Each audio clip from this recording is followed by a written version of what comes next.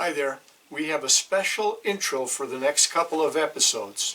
We just went live on Instagram a couple of days ago, so check us out, see what we're currently up to. Our Instagram posts are going to be based on current happenings. As you know, our YouTube episodes are based on the previous season of our outdoor adventures. So what you're seeing now in 2020 is actually our 2019 season. So keep checking us out on Instagram. You'll get a sneak peek into next season's outdoor undertakings.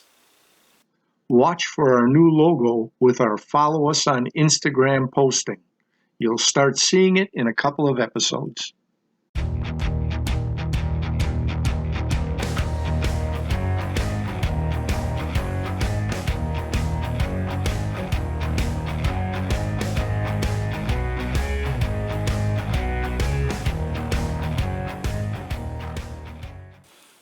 We're taking you back to the 1820s trapping episode. We're in southern Wisconsin, so come on along. We're going to show you a little bit of how to set some traps. Hopefully you learn something, because we're still learning. So what got you into trapping to start with? I mean, you're a hunter from a kid on, but never trapped from a kid on. The only reason I can give is because it's outdoors, and I love the outdoors. And because I love learning new things about the outdoors. I'll give you that. And because I can. Because there's one more thing that I can do in the outdoors. The trap line is perfect. I don't necessarily have to have a bunch of critters I'm bringing back, but I'm out there checking for sign. I'm out there checking for critters in my traps. I'm moving my traps, trying to get better sets. You know, I love trying new things, from mushroom hunting to maple syrup to all the wonderful opportunities we have around us, within our family and the properties that we have, and the public areas we have around us. I'll never stop learning, and I'll never stop trying new things. And right now, trapping is new to me, and it's just the most exciting thing there is. So. The first Europeans to travel Canada up to Hudson Bay, the voyagers around the Great Lakes, and the explorers moving west across our great nation all had something in common: trapping. The legendary mountain man lifestyle of trapping and hunting in our country's early history revolved around one thing: beaver trapping. Our nation was built on the beaver trade and those mountain men that harvested North America's most useful resource of that era. The beaver had a great impact on our early country and the world, from using it as a commercially traded product to using it as a food source. At the zenith of the beaver trade, the compensation for pelts was significant enough to drive men out into the wilderness to risk life and limb. It seems senseless by today's point of view until one compares beaver to, say, today's oil industry and all the effort and time and money and framework built to keep it flowing. During the 1800s, the beaver was harvested not necessarily for its hide, but the beaver wool felt. A fabric was made from it. It was water repellent and held its shape. The call for it lasted for decades. Men's top hats of that era were the largest use, along with women's hand muffs. Today, cowboy hat manufacturers are the major purchasers of beaver hides for the same water repellent capabilities that was fashionable in the 1800s.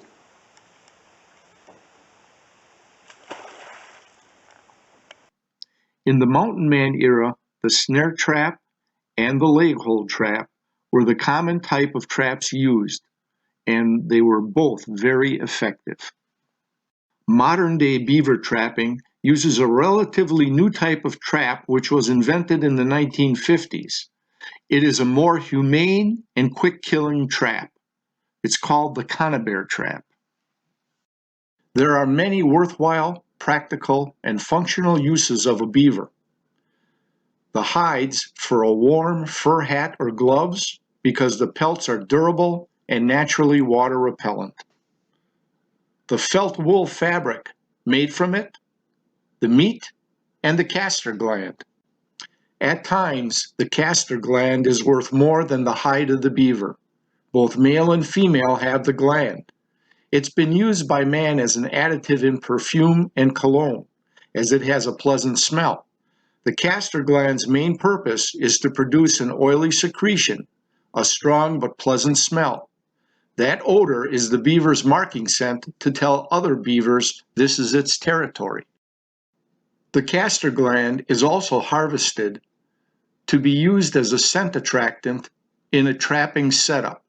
A castor gland scent that's new to the area will surely draw a beaver in to investigate. Also harvested is the meat. The main section for the meat is the two back legs and thighs. We have roasted it like a pot roast or like a beef stew style, with potatoes, carrots, and onion. It's delicious. We have also smoked the meat using various types of brine, from sweet teriyaki to maple syrup and brown sugar with molasses brine, all very delicious. It is a lost food. It's funny how what was once an available, desirable food source now becomes the unacceptable. Some of our favorite meats from the colonial times through the mid to late 1800s have become insignificant and frowned upon. Yeah, there's a lot of guys that trap out there. They use those beaver carcasses for bait. You can't eat coyote, so if you're going to catch a coyote with beaver, you're missing out. Alright, so the last thing is the beaver's tail. The tail is covered with a scaly type of skin. And in the spring it's kind of thin, but come fall and winter it can increase by almost 50% due to the increase in fat. It's mostly fat underneath the skin. So we even utilize the beaver tail. We found that once we peel the scaly skin off of this and we cut this into small bait size chunks, perch and panfish love it. So we even harvest the tail of the beaver and make use in procuring additional food sources for ourselves. Well, I hope we've educated you a little bit about the importance of the beaver trade, and trappers in the early history of our country. Along with the beaver, another major modern-day trapping objective is the muskrat. Unlike the beaver, the muskrat, or rats as we like to call them, are harvested mainly for their fur. The muskrat is very much like a beaver on a small scale. Reduce the size of a beaver to 1 foot in length and add a long narrow tail instead of the flattened beaver tail. The body has the same thick-set appearance and its gnawing teeth are large and powerful. Their fur resembles that of a mink in texture, although not as fine. The fur color varies from dark brown on the top to a gray color below. And now that we learned a little bit of the background and history of trapping, we're going to follow John and Kevin around in their office, the great outdoors. They're going to give us a basic crash course on trapping and tactics.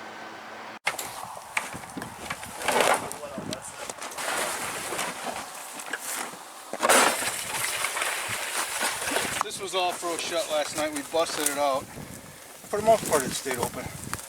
The caster mount set that, like I said before, we struggled for 2 years to try and find a beaver and catch them in here. Finally figured them out this year. This set has been hot. I got 3 beaver out of this one.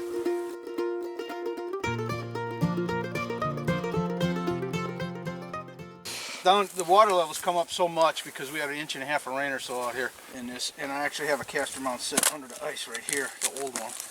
That was just nice and mud and everything, but now you put right now it's buried, so I just pulled some more stuff up, put some caster on it. And, okay. I was gonna say that's your scent attraction then right here. You can see I got a little bit. Yeah. This is up North Beaver caster. Okay. This was from Washera County. Okay. We're just learning. This is our second really year, third year.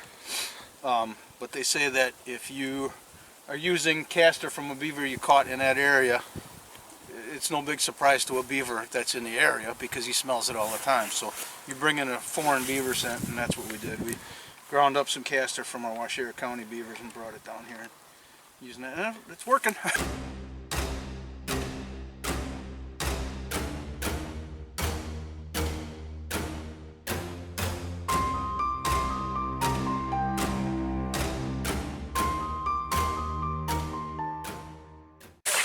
Now, on to check muskrat sets.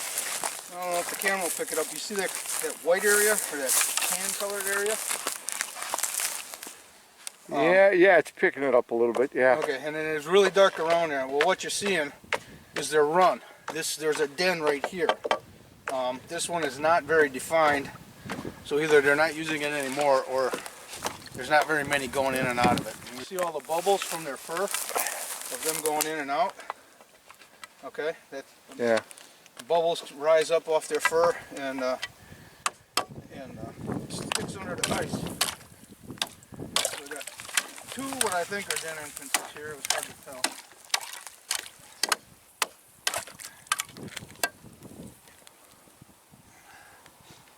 That one's still set. I'm going to move them over. Saw these H brackets online, so I made a couple. I borrowed Craig's welder and made a couple.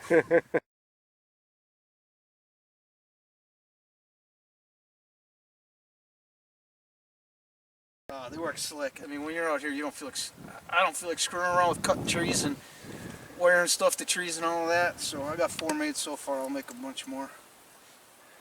They're just so handy. So that just kind of settles in the bottom and holds them. It settles right on your crosses on your jaws for your trap.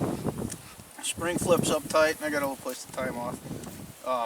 And it's light, easy. They carry it out real easy. But I'm saying the prongs you got at the bottom is instead of having it tied down to something so you don't swim. Stuck in the muck. Right. Stuck in the muck, yeah. Yeah, so it kind of holds them. Yeah, pretty Kinda cool. Kind of after a 330 counterbear H bracket. The runs will always be a little bit deeper than the rest of the water around it. Right there it is. And the run goes right into their hut. And I want to get a little bit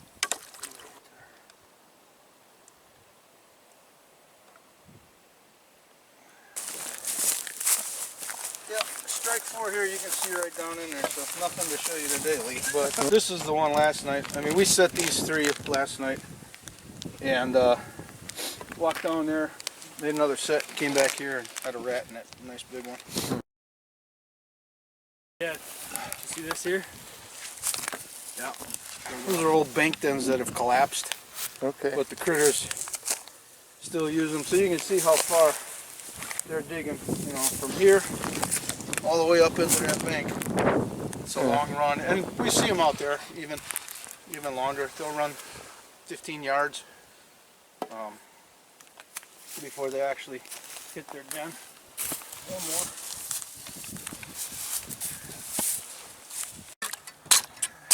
I'm jinxing them. Another empty set. No, these are just put out, and said it takes a couple days to find. If it's cloudy down there, you got to find the exact end entrance, or they're gonna go right around it. Yeah. Well, these were just put out. Oh, man, it looks like I'm right on it.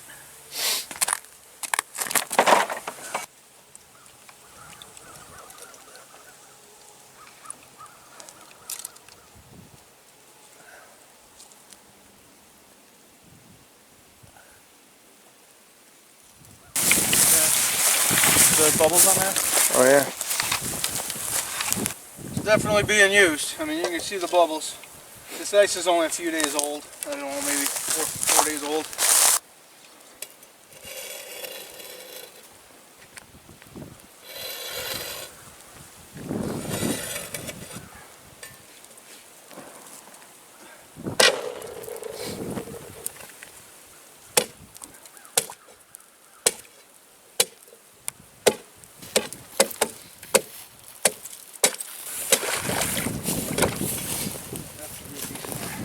I don't have any more H brackets.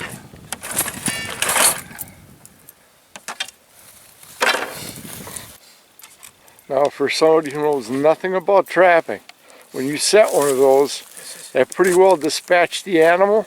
Or This is is a you... conibear body grip trap. Yeah. This is a small one. It's a 110 for muskrat mink. But it is a great underwater trap. On a pole, in a run. It's a kill trap. It's not meant to hold them.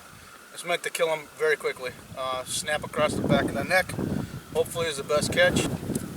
That's what those are.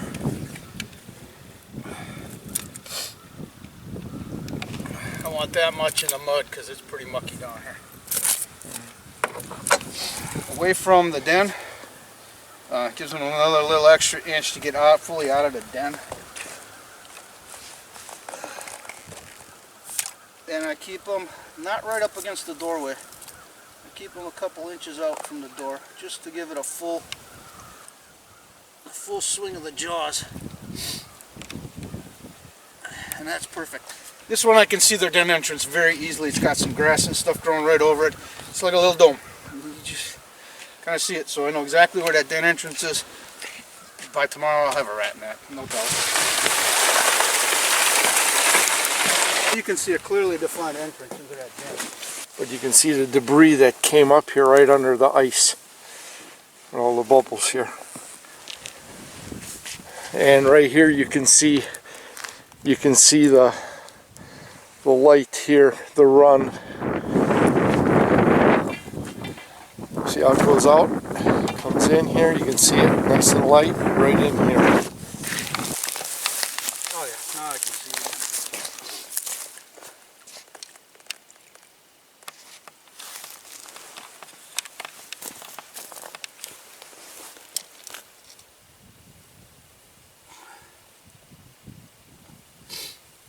Bubbles come up, I know I hit the bottom. So Alright, trap tomorrow night when we come out here, I'll have 5-6 rats and you won't be and I here. won't be here, yeah. You know, the whole first year we were setting crossover trails for muskrats with little 110s and stuff and blind sets. And we're walking along just this stretch of the berm one time. And Jimmy says, "What's all that white out there? What's all that light stuff out there?" And you can see a straight line going right to a dead end. And there's a hole there. Well, those are muskrat runs. And then within a matter of an hour, we're up and down here sitting every one of them. The next day, I think we had 7 that next day. I don't even remember. 6 or 7 the first day, and then we just kept catching. Every night we're hauling 6 or 7, but we're only running 12 traps out here. You know, between the both of us, 6 traps each. So we're at 50% catch rate all year long. After that, but the learning curve was it was pretty. Oh well.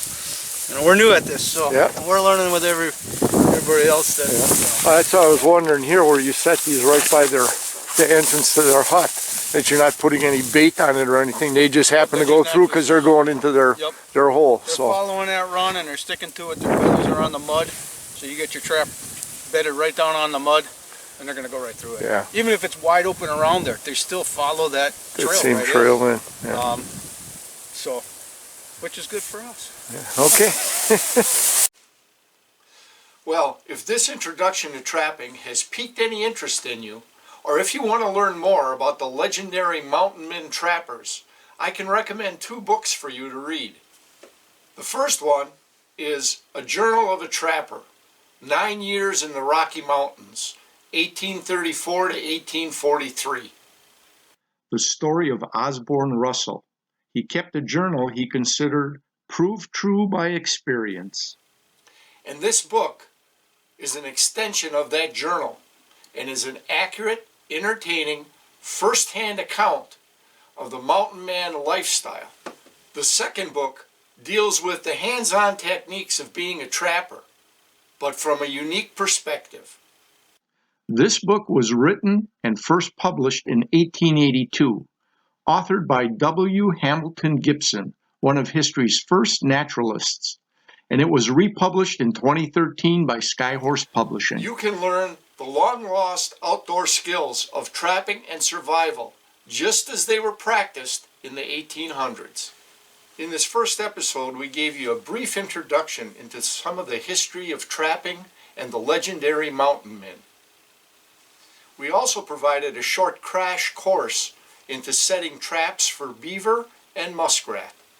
Join us on our next trapping episode, where we'll cover another brief introduction to more of the beaver and muskrat lifestyles, and what signs they leave and how to look for them to become a more successful trapper. Hi. Well, that's the end of this episode, an introduction to trapping. If you enjoyed the episode, please go ahead and hit the like button. And if you're not a subscriber yet, well, why not? Go ahead, hit the subscribe button. You got nothing to lose. This way, you'll be notified each new episode released. You won't have to keep checking back to see if they're out there. Or I won't have to notify you or forget to notify you that they're out there. So go ahead, subscribe. You can comment below, or if you don't care to comment in the public eye, we can also be reached at rapintoutdoors360@gmail.com. I look forward to hearing from you guys. I always enjoy your comments and any questions or anything that you may decide to clue me in on. I really appreciate the time you take to watch the videos. A big thank you for that. So stay tuned. Check out our next episode, which will be a follow-up to this trapping episode. And until then, thanks for watching. See you on the next episode.